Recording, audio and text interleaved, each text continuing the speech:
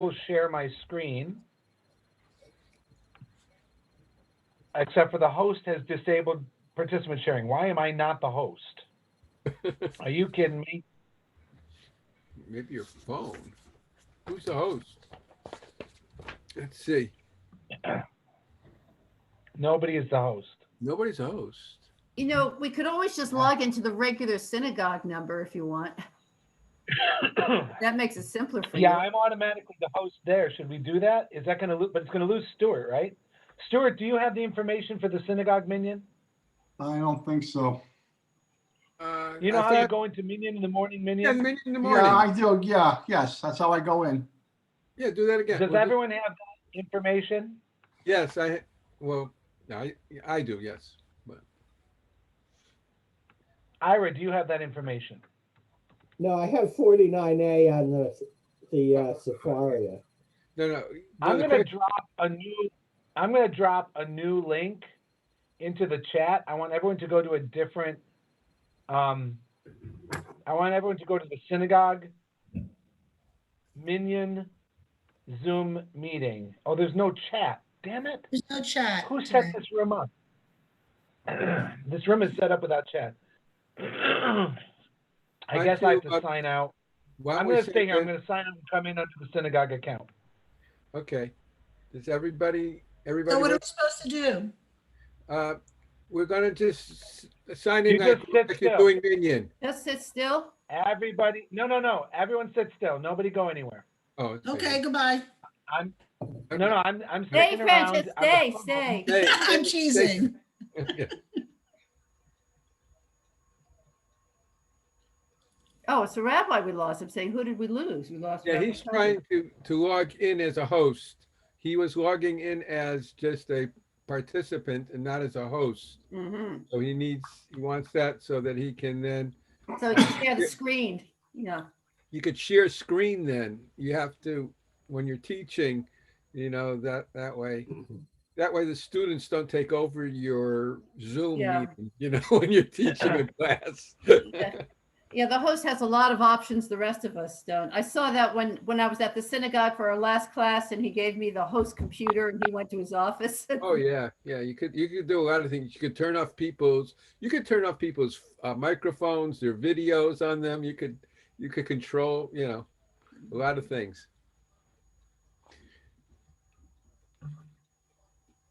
Because then I had to make Rabbi Tobin co-host, figure that out, and then Right. Yeah. You had, and then you had that power. yes. to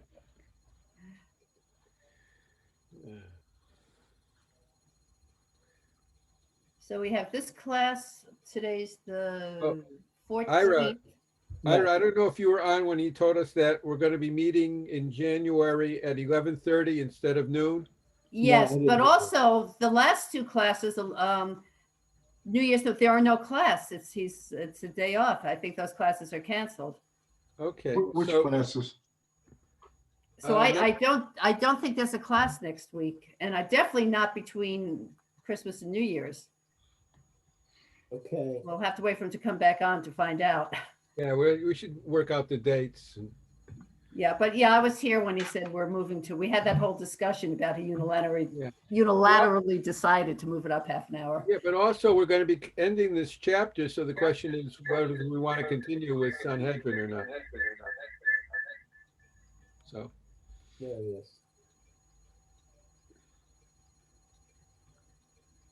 Okay, Rabbi Tobin, you're muted.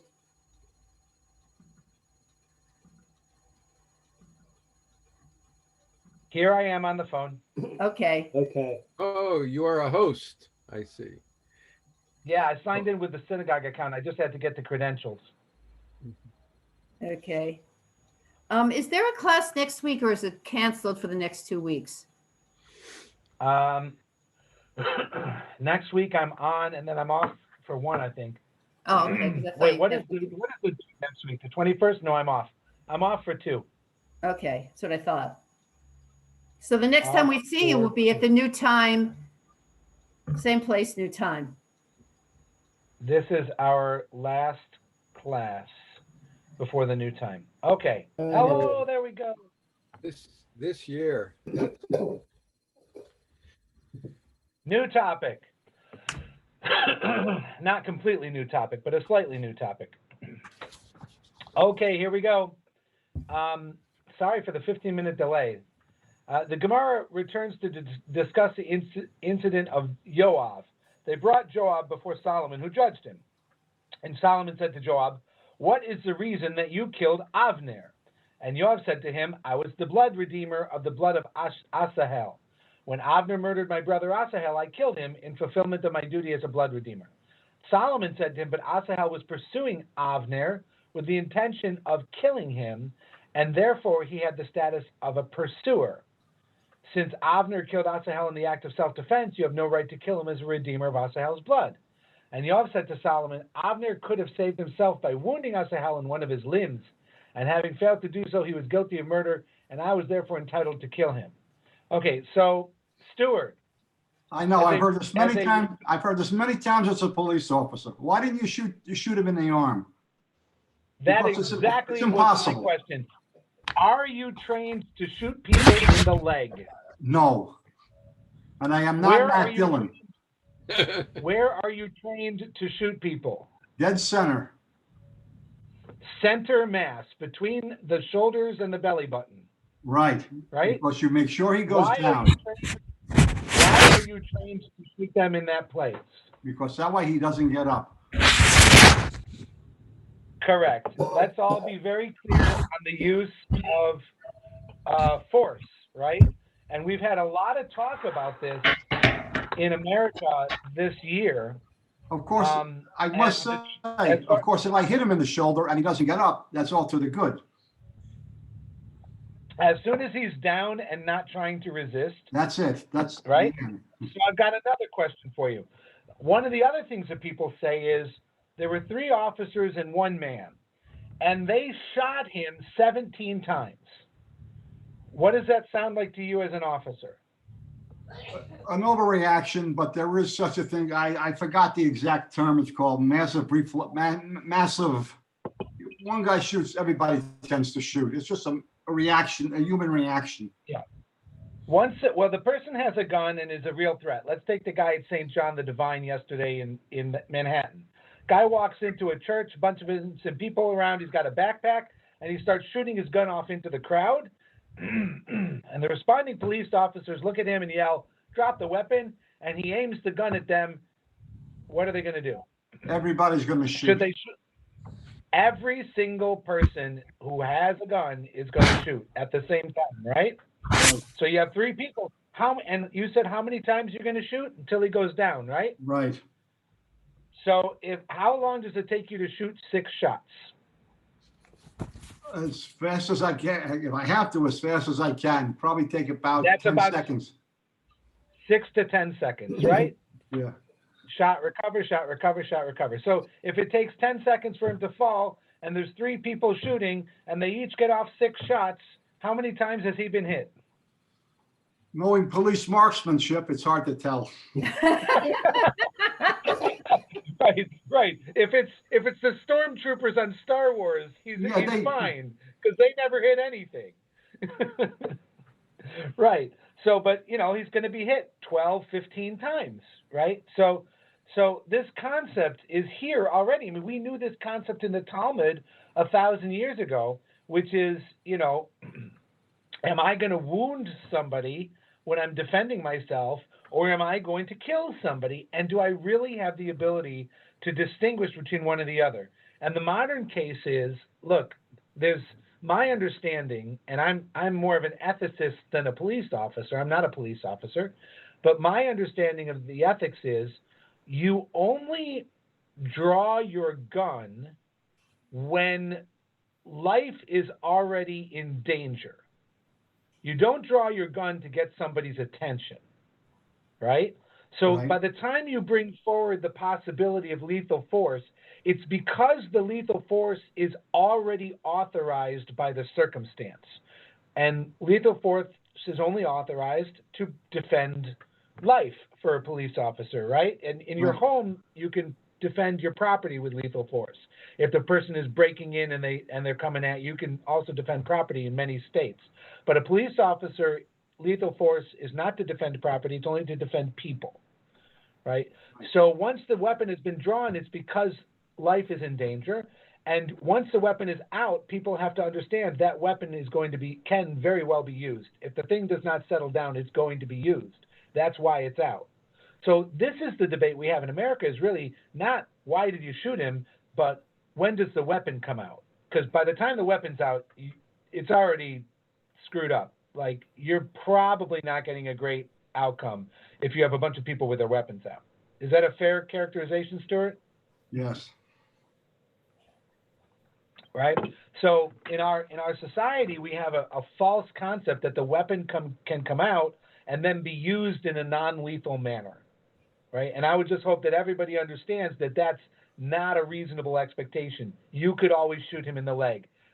It's very hard to shoot a moving person in a leg, right? And besides, they can still have the weapon in their hand and have a shot leg and still be shooting people with their arm. So yes, so this is the argument, is that he could have saved himself by just nicking him or wounding him or slicing his arm or something. And what do you think is going to be the response to that? I read ahead. Well, first of all, this says he was running. So he was pursuing him. So it's going to be tough, you know. Yeah, it's a very hard situation. Now, let's also recognize what the law of the pursuer and the law of the blood redeemer is. If somebody is pursuing you unjustly, you can kill him. And if you do, there's no crime has been done. If no crime has been done, then the family has no grievance to come after you. And in pre-rabbinic biblical times, a blood redeemer would have been somebody who can basically be the Hatfields and the McCoys. You killed my brother, I get to kill you. There should have been courts of law by then where they would not have been doing this, which is another objection we could raise. Okay, let's move on. Who would like to read?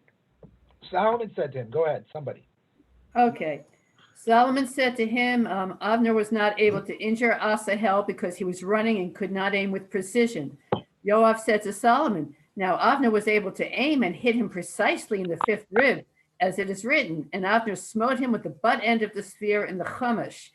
And Rabbi Yochanan says that this means that he hit him in the fifth rib, the place where the gallbladder and liver hang. If Avner could aim with precision at the fifth rib, could he not have successfully aimed at one of Asahel's limbs? All right, describe the scenario and the objection. What are they saying? Well, they're saying that it was a precision cut, but I don't know. Who says that it had to be the fifth rib? Maybe that's where the sword ended up. I don't accept that. Right. So they're interpreting the word chomesh, which is the part of the body that he hit him with, and it's a fatal blow. And so they're claiming that it's a very specific fatal blow, a highly skilled blow. And because he could have this highly skilled blow, he should have been able to do a highly skilled non-lethal blow. Right? So if you're the police officer and you can shoot him deliberately between the eyes from 50 yards away, you could deliberately shoot him in the kneecap instead. Stuart, how are you feeling about that idea? It's a wonderful theory. You know, It's like saying you shot him in the heart. Here it's just could have been just accidental that he was aiming for him and that's where he got him. But right. To be the fifth rib, that would be the center mass, like Stu was saying.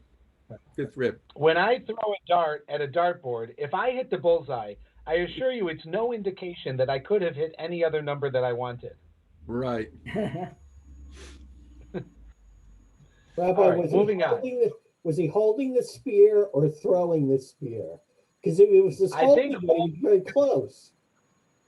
It's holding. I don't think there's a throw.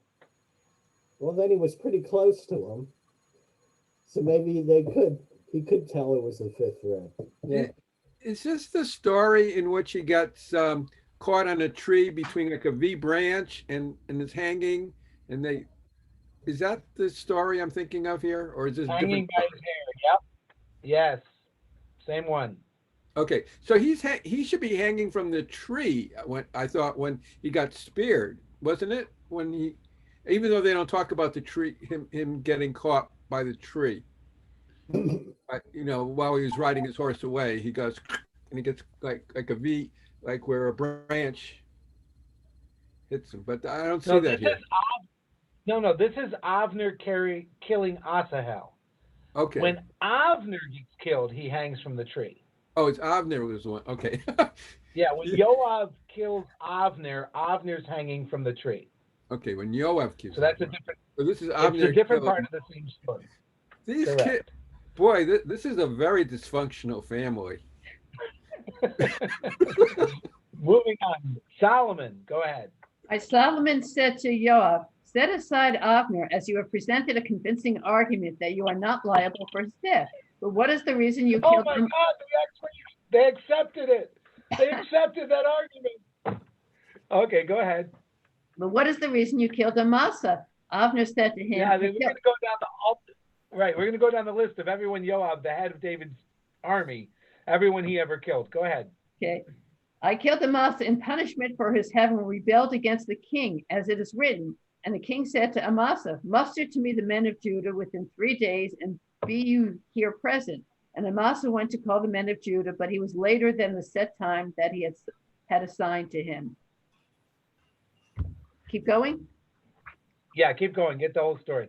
"Solomon said to him, Amasa was not guilty of rebelling against the king because he interpreted the words ach and rak in a restrictive manner, and in that way he limited the king's authority." He was killed because he was late by 5 minutes? Exactly. Because it was ach v'rak, but you should only arrive at this time, right? So the fact that he arrived to rebel against the king at an imprecise time, when the language was specifically for a precise time, it means he was in fact not rebelling against the king. So even though he showed up for the rebellion, he was late, and therefore he's not subject to you killing him. And when you did kill him, you're guilty of murder, and therefore, etc. Makes your head spin. Okay? How so? Here we go. "How so? Amasa found the men of Judah starting to study a new tractate. He said to himself," He got there late, and instead of sharpening their knives for the rebellion, they decided to sit down and study Talmud. "Any man who rebels against your commandment and will not listen to your words and all that you commanded him, he shall be put to death," indicating that the king of Israel has unlimited power. Based on these words alone, one might have thought that the king must be obeyed even when that would lead to abstention from the study of the words of Torah. Therefore, that same verse states, "Only rock be strong and of good courage." The word rock is a restrictive term that serves to limit the king's authority in a situation where obeying his command will minimalize the study of Torah. Consequently, Amasa was justified when he did not muster the men of Judah at the appointed time, and you had no right to kill him.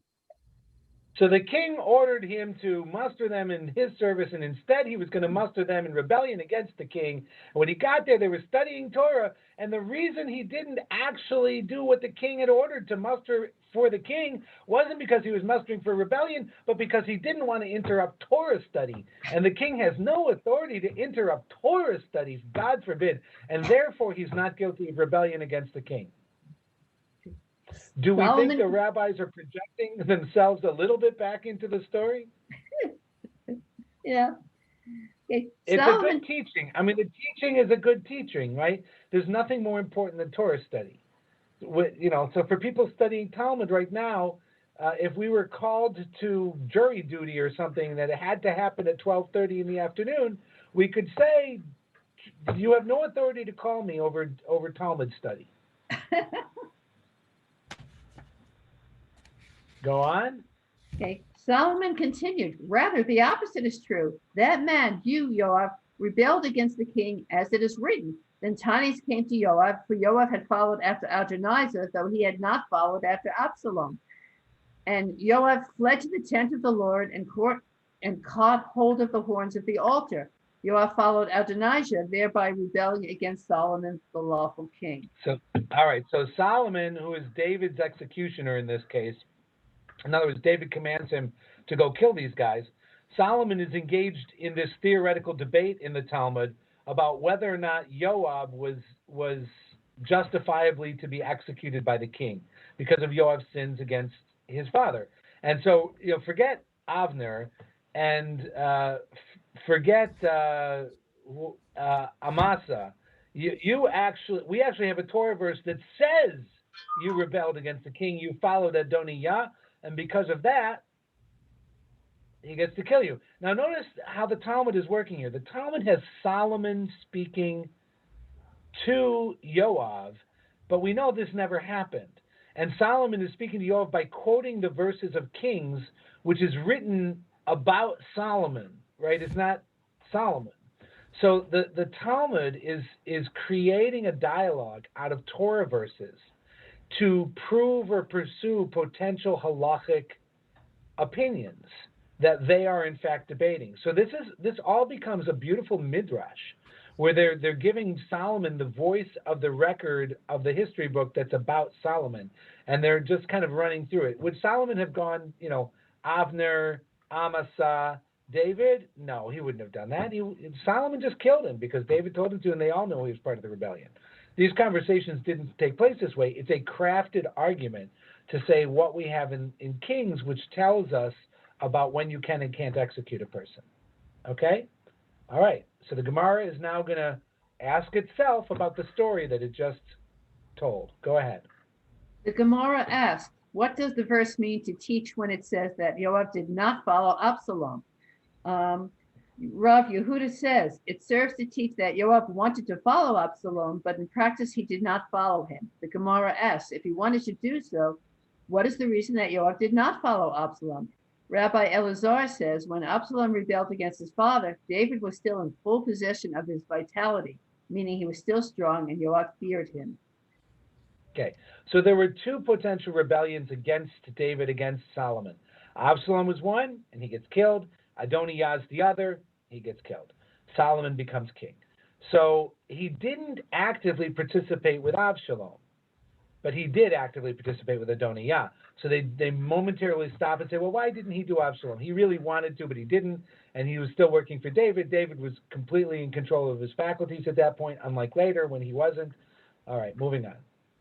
Rabbi Yosef, son of Rabbi Hanina, says David's stars, the planetary influences that determined his fortune, still stood for him. As Rav Yehuda says, that Rav says, David had 400 children in his army, and all of them were sons of beautiful women taken captive from their Gentile homes during war. And they grew their hair in a Gentile hairstyle, and they would go at the head of the troops, and they were the strong armed forces of the house of David, on whose loyalty David's monarchy relied. As long as David was supported by this force, Yoav was afraid to challenge him. Okay, so now that we're getting towards the end of a chapter, and we're going to start getting more legends and more stories and less halacha. And so we've got these traditions that they're quoting in the names of Tanaim, early people, Rabbi Yossi and Rabbi Hanina, and they're saying that David had stars, David had mazel, out the zodiac was in his favor. Someone else says he actually had these hundreds and hundreds of children who led at the front of the vanguard of battle for him, and nobody would oppose him because he either had the stars in his favor or he had all hundreds of offspring who were loyal to him, etc. Okay, go on. The Gemara notes, and those who view Yoav in a negative light disagree with the opinion of Rabbi Abba Bar Kahana. As Rabbi Abba Bar Kahana says, were it not for David, who studied Torah, Yoav would not have been able to wage war successfully. And were it not for the military acumen of Yoav, David would not have been able to study Torah, as it is written. Pause right there. So that's a really interesting teaching. How do the rabbis see themselves? How do the rabbis see their history? And they see that they have a role to play, and they know they're not military men. Everything hinges on Torah. If David had not studied Torah, his armies would never have won. And if he didn't have armies to do the hard work of the kingdom, he would not have had the leisure time to study Torah. Go on. As it is written, and David executed judgment and justice to all his people, and Yoav, son of Zeruiah, was over the army. What is the reason that David? Right. What is the reason that David executed judgment and justice to all his people? He was able to do so because Yoav, son of Zeruiah, was over the army, assisting him in fighting his battles. And what is the reason that Yoav, son of Zeruiah, was over the army? He was able to do so because David executed judgment and justice to all his people. So they both needed each other. It's a division of labor. Okay, The keep going. verse states, and Yoav went out from David and sent messengers after Avner, and they brought him back from Bor-Sirah. The Gemara asks, what is the meaning of the name Bor-Sirah? Rabbi Abba Bar Kahana says, a well and a thorn caused Avner to be killed. Abner became liable to be killed when he failed to take advantage of two opportunities to bring about a reconciliation between King Saul and David. First, when David cut off the corner of Saul's robe after he entered a cave in order to relieve himself, and second, when David found Saul sleeping and took a jug of water and the spear from next to his head. Rather than tell Saul that David could have killed him and refrained from doing so, Avner suggested to Saul that his robe may have been torn by a thorn bush and that his jug of water may have been taken by one of his own men. These two incidents are alluded to by the words bor, well, that is jug of water, and sirah, thorn bush. So, Avner could have done what? Brokered a peace between Saul and David. Right. So Avner is disloyal to David and leaves David under threat of Saul killing him when he could have stepped in these two cases to do what? To say He could have pointed out that David was in the cave and could have killed him and didn't. He could have pointed out that David cut the robe and he didn't. But Saul found these things out. He just didn't find them out from Avner. So it's a midrash. It's not a strong argument, right? On the basis of this, would you forgive his actual rebellion if he had done these two things? no. Probably not. Okay, moving on. You can only make that argument because you know the end of the story, and you don't have to hang on it. Keep going. The verse states, and Yoav took him aside in the gate to speak with him quietly. Rabbi Yochanan says, Yoav judged Avner according to the halacha of the Sanhedrin, which would sit in judgment by the gate of the city. How so? Yoav said to Avner, what is the reason that you killed Asahel? Avner said to him, Asahel was pursuing me with the intention to kill me, and therefore he had the status of a pursuer, whom I had the right to kill in self-defense. Yoav said to Avner, even so you could have saved yourself by wounding one of his limbs. Avner replied, I was not able to do so as I was running and could not aim with precision. Yoav said to him, now seeing that you were able to aim and hit him precisely in the fifth rib, could you not have successfully aimed at one of his limbs? It's a lucky shot. Okay, so we're seeing a repetition of what was claimed a little earlier on the page, which means we have two different versions of the same story that the Talmud editor has decided to put them both in. This one is one that's more of a running conversation, so he placed it here after the running conversation between Solomon and Yoav, and so he puts it here between Yoav and Asahel as well, or Avner and Yoav and Avner. So it's part of this other genre of conversation midrash, and so it's a repetition of what we saw at the top of the page, but in a different style. Same tradition being taught in a different way. Keep going.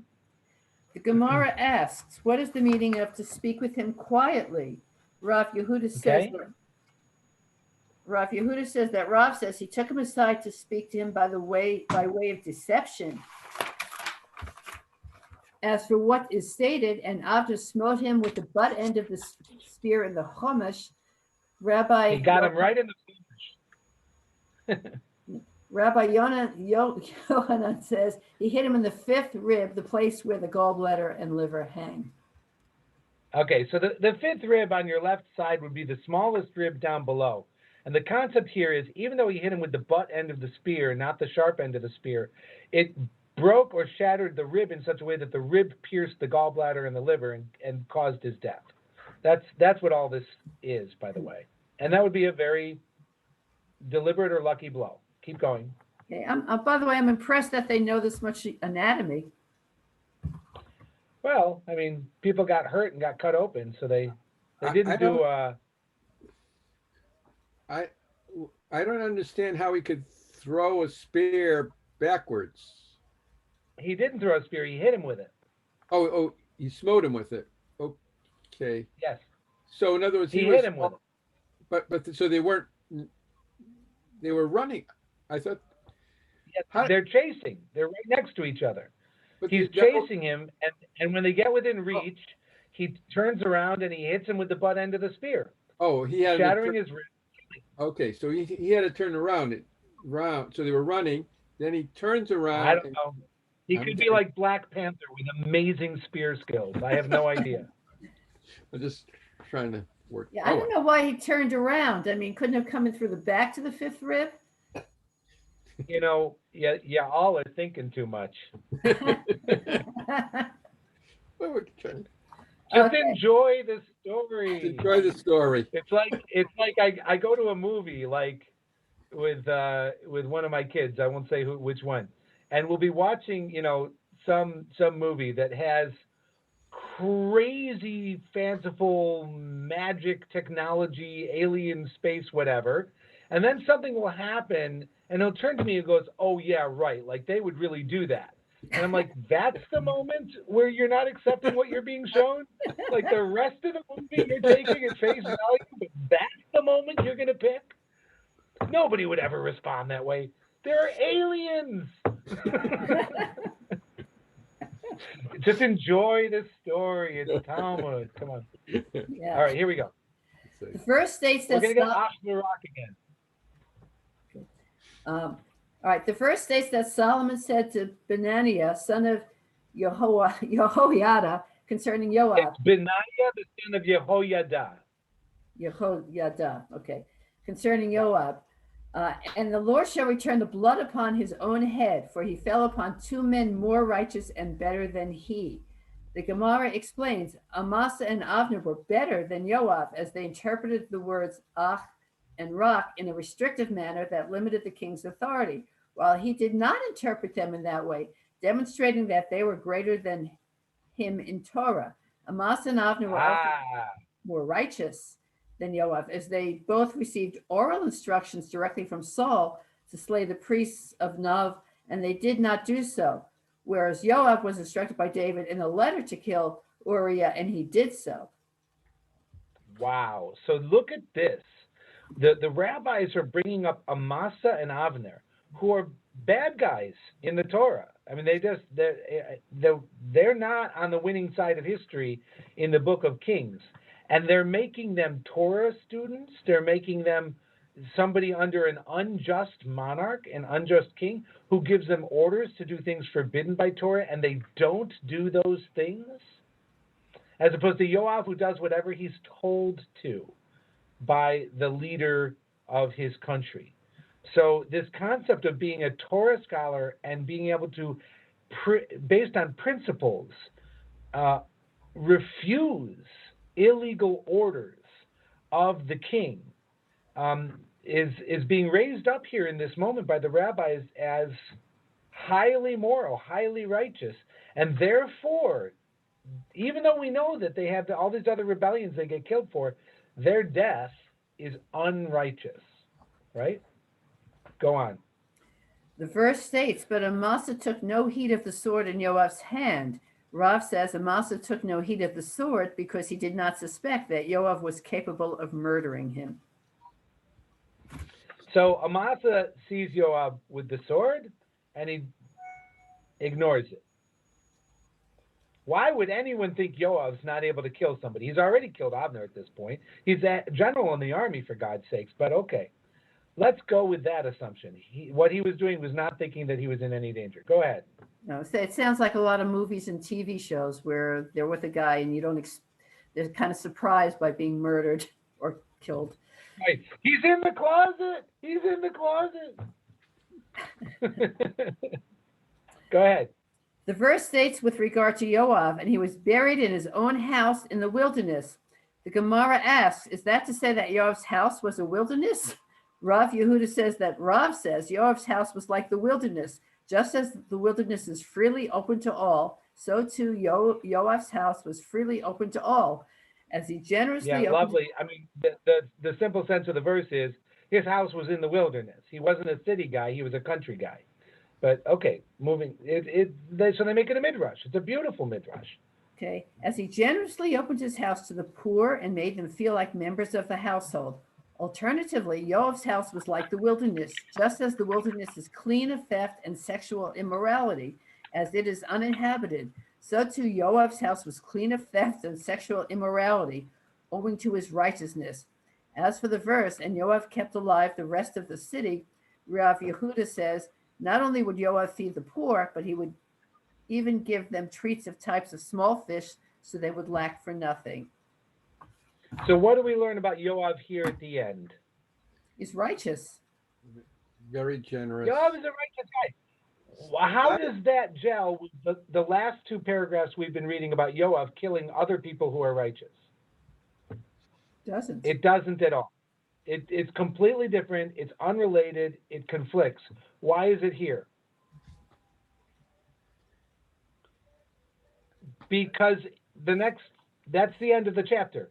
We're out of room. We're not talking about Yoav anymore. It's a new Mishnah. It's a new chapter in the tractate. There's a whole new topic coming, and we've been talking about Yoav, so let's drop the Yoav stuff down in here. And by the way, it's put last, so at the end, we end on a high note, an up note, an ethical and a moral teaching that you should carry with you, which is what we always try and do at the end of a chapter as well. We try and end on a positive moral teaching. So here, the moral teaching is your house should be open to all, and it should be clean of theft or sexual immorality, and you should not only feed the poor, but even give them treats. In this case, types of small fish. Give them herring, right? Don't just give them bread. Give them, you're going to give them Nova lox. You're not just giving them cream cheese, right? You're going to spend that extra couple of shekels and treat them with dignity. Some nice herring. So basically, Which do you prefer, herring, sardines, or lox? Let's have a vote. Lox. No, lox is from Lox? salmon. It's a big fish. Sorry, it's a small fish. Feeds a lot of people.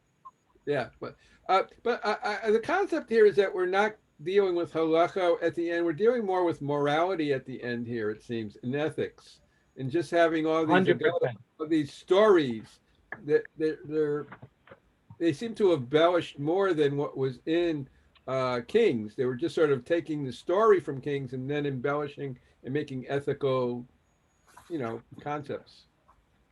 100%. They wound up giving voice to biblical characters who could quote their own verses in talking to each other to tease out a rabbinic value or rabbinic moral ethical view of those people in their roles and their decisions. It's loosely related to the topic of the tractate halachically, but not in any practical way whatsoever. Mm-hmm. And it's really here just for your moral education and your enjoyment. And that's what Talmud is too. Talmud isn't just interpreting Mishnah. Talmud is teaching people how to live, how to be a Jew, how you develop a Yiddish neshama. You have to feed your neshama too, right? So that's what's going on, and it happens a lot in the ends of the chapters. If you look at the page, the printed page in what's called the Vilna Diffus, which is the classic layout of Talmud that we're talking about.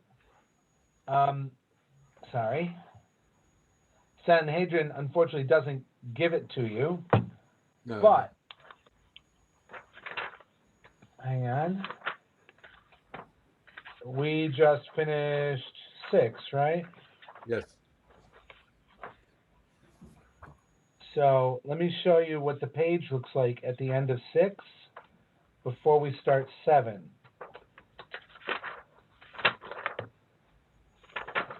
Okay. This is the layout of the page that we just read. Okay? Where? What? Maybe you could put it on. Okay, got it. We have. Okay. Can you put it on instead of Safaria? Can you? Yeah, can you hold it up again? I didn't see it at all. Well, now if you need to put them on speaker view, and then get rid of the Safaria. Okay. Oh, well. Oh, there you are. Good. Yeah, in speaker view, we can see you. Yeah, that's fine. Okay, so I'm spotlighted, right? Here's Right. the page. You. Okay, yeah. If you look at the page, if you look at the page, there's something weird about that Talmud page compared to a normal Talmud page. How would you describe that visually? What's different about it? The left column is very small, thin. No, I would say the very bottom of it is unusual the way it ends. Plus, there's an extra little insert, I thought, in the corner.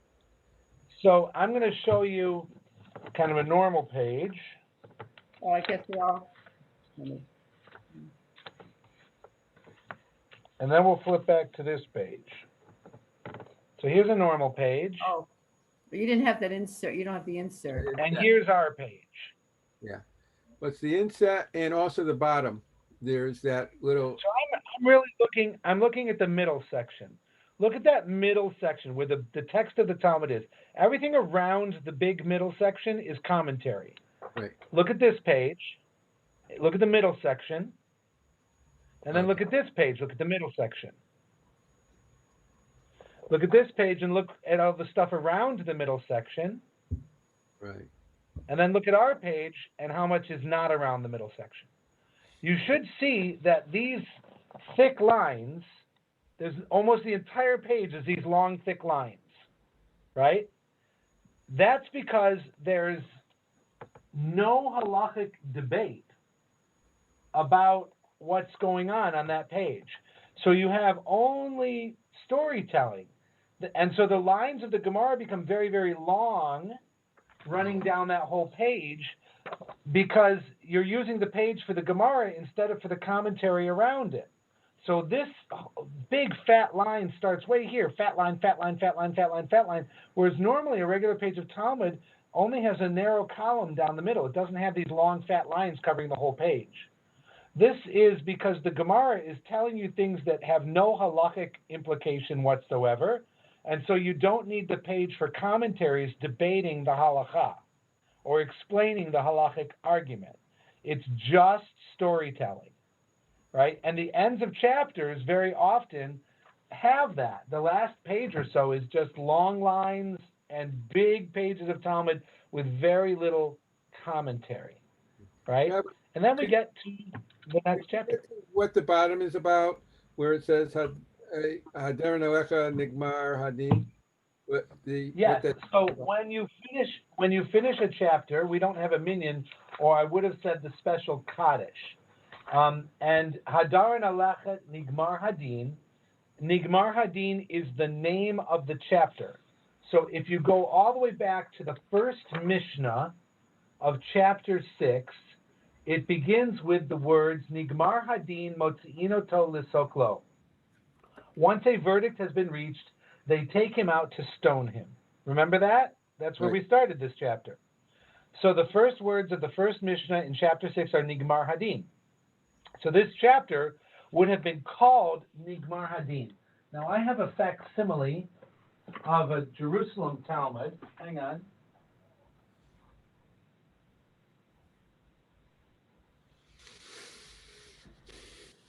I want to show you something, but I just have to locate it.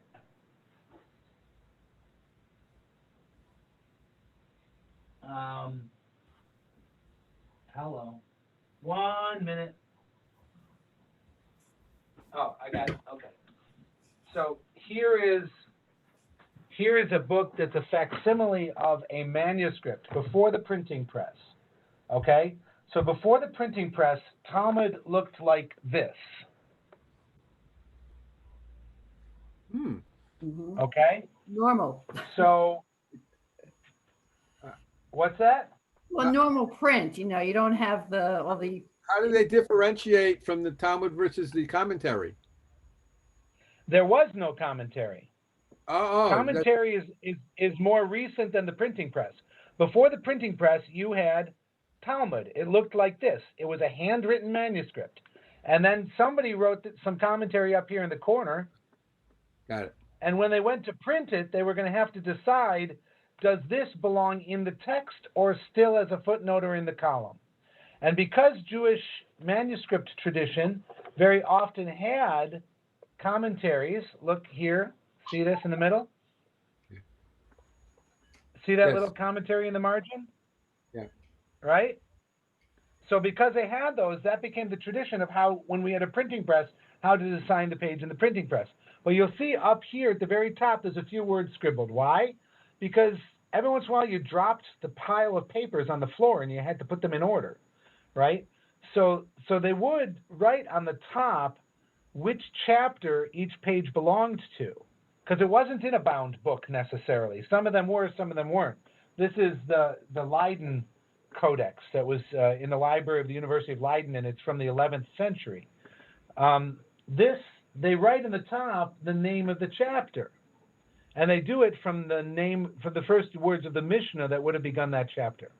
So the ancient manuscript tradition was to write the first few words of the first Mishnah of that chapter on the top of every page. Now, when you look at what's called the Vilna Diffus, which is the layout, the printing press layout invented in Vilna, Lithuania, and became standard for the world, they kept that.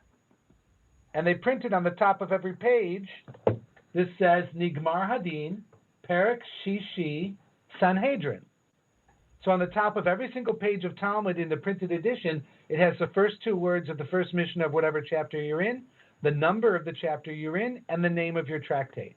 There's no reason to do that in a bound printed book, except for the fact that they're just honoring how things were in manuscript tradition. And now you see the concept of putting a little thing here is actually being very loyal to the original manuscript tradition.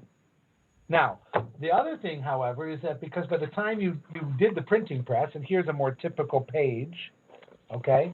So here's a more typical page of Talmud. The bindings were not great. So there were two different main commentaries that a lot of people had, Rashi and Tosafot, okay? Rashi, they put on the inside of the column closest to the binding. So on one page, it's on the left side of the page, and when you go to the next one, Rashi's on the right side of the page. Rashi's always in closest to the binding. The reason why Rashi is closest to the binding is because that's where it's most protected. That's the part of the book that gets destroyed last. By the time the binding comes apart, you've lost the book. So they wrote other more modern commentaries out here closer to the edges of the book. So they put Tosafot, Rashi's grandchildren, over here, and they put other commentaries all the way out here on the edge where you get dog-tattered and weathered, ripped pages and so forth as these old books get traveled around and handed around. So you have this stuff. So this would be other commentaries. This is cross-references to books of halacha, things like that are over here, okay? But this is Rashi on the inside. So this is going to be a very detailed halachic passage with a very small amount of Gemara in the middle, tons and tons of Rashi running down the outside, and a fair amount of Tosafot telling you what Rashi is getting wrong, right? And that's a typical page of Talmud. That's from the Vilna Diffus, which is in the 1600s, late 1600s, early 1700s. Not the first printed Talmud, the one that becomes standard. The pages of the Vilna Diffus are the ones we refer to today, and so we go on Safaria and we say page 49a. The early manuscripts wouldn't know where you are. Safaria wouldn't know where you are, but it's saying page 49a on this layout from Vilnius, Lithuania in the 1700s, which is the standard form. Questions about that? How many centuries between Rashi and Tosafot? Or it's Rashi's children and grandchildren. so okay. Same place. So one of the main guys, Rabbeinu Tam, is his son-in-law. Rashbam is his grandson. So the guys who are arguing in Tosafot are in Rashi's school. He had all daughters and they married Torah scholars, right? So those Torah scholars become the head of Rashi's academy. And that's the Tosafot. So it's the same school of thought, just another generation later. So they get to argue with Rashi. Okay? So that's a bonus. We are going to move on to chapter 7 next time. Okay. Okay, we're going to just stay with Sanhedrin, move into 7. What chapter of Sanhedrin did we start with? Does anyone remember? 4? I think we did start at 4. I Yeah, think- because it was about how you choose judges, because Kavanaugh had just been named to the bench. Oh, Right, yes. This is why we began Sanhedrin, because of the judges. So And we still- conclude chapter 6 with now another judge having been placed on the bench. Right? Yes. And I think regardless of how the executive branch, the legislative branch, or the local legislatures and officials in all the states are behaving, in all this cacophony and noise, it does look like the Supreme Court is simply behaving like a Supreme Court. I imagine they're all sitting around the table rolling their eyes at each other saying, we are above all of this. We're just going to hear cases and let the rest of those people figure out what the political process is. so we're off for the next 2 weeks now, right? We are off. I'm on vacation the 21st and the 28th, and then we'll be back, whatever it is. Is it January 3rd, January 4th? What is it? I think it's the 4th.